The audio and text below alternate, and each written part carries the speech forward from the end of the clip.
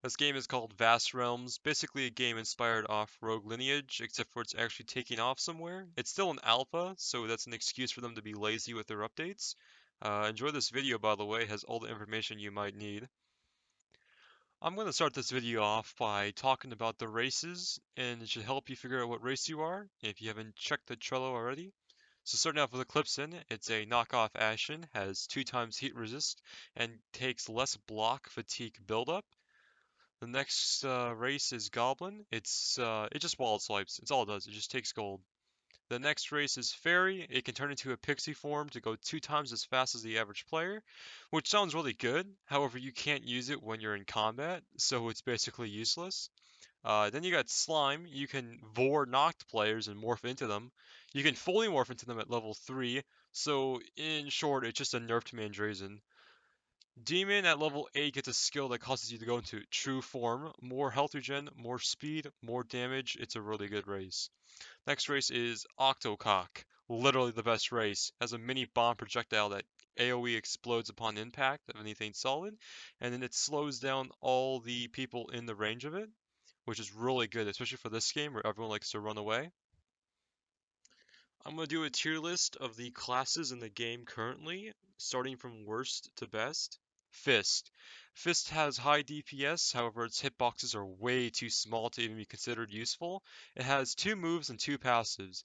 2 passives of which we don't know because the devs refuse to share what they are. This goes for every other class that has a passive. The first skill is Uppercut, which is a pretty good skill if you have a tight corner, you're on high ground. With high ground, you're able to just knock them off and insta-kill them with fall damage. Otherwise, it's pretty useless. It has a really small hitbox. It never lands. Next skill is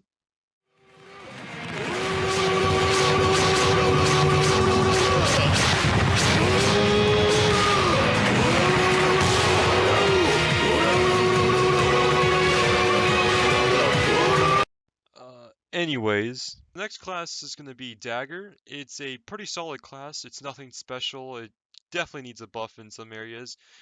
Its basic attack is really good because it can hit really fast to keep people in combos, and then you can use this move called Rogue Flurry, which where you literally stab the shit out of your opponents and make them bleed to death. Also, you get Wallet Swipe and a stupid passive we don't know. Also, you can throw a dagger, but you're never going to land it. Next class is Mage. Super confusing class. It's really expensive. However, it's great support and has a very low offensive capabilities. It has the ability to summon a little light orb next to it. It has you can set traps, send people flying into the air. A useless fire move that's super dramatic. Just think of Megumin real quick, right? It never lands, terrible hitbox, and the only good skill is Glacier. Glacier lands most of the time, but it only does like, I don't know, 10, 15 damage, so it's not too good, but it can definitely be used reliably. Sword is the only working class in this game for our final class. The hitboxes are really good, everything lands. Good M1. The first skill I'm going to talk about is Piercing Dash. Huge hitbox. Other classes can definitely have these, but apparently not. This move is blockable, so if you want to try and get around that, you can use the other skill called Leap Slash, which goes right through the enemy's block. Sword's the only good class, the only class that actually works. It's not overpowered, every other class is underpowered. Now for the armors. There's only 5 armors in the game. There were 8, but 3 of them were removed for being way too overpowered. Starting off with the Knight Armor, it has low health regen, and low speed. It's not very good, I wouldn't recommend buying it. Next we have the Assassin's Armor.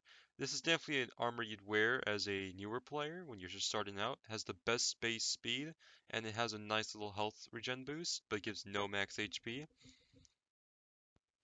The next 2 armors aren't very good, but they're still good in a sense. If you wear them though, you are like a certified goon. Prince Armor gives you a great deal of max HP increase, not very high health regen, however, and the speed is very low, would not recommend. Next is the Forest Hero. You're a goon if you wear this, alright? you look like an absolute fool. It's super meta, everyone wears it. Second best speed to assassins. It has a nice health boost, nice little health regen. However, it's not very good in terms of combat, and I wouldn't recommend wearing it. Then we have the best armor. I mean, hands down, just the best. It has near 0.7 health regen, which is the best in the game. It does not give a health boost. However, health boost is not needed in this game because you're never going to be at max HP. And it does give 2 times heat resist, which isn't too good, but it makes grinding fire trolls very easy. That concludes my video. Do enjoy the outro. Fucking House Storm, what a fucking joke, bro. Fucking trash ass name, trash ass people, just fucking trash in general. Green Handle winning. Niggas, you are fucking trash. Shut the fuck up. Fucking put up. Niggas, so I think I'm a fucking. I don't want.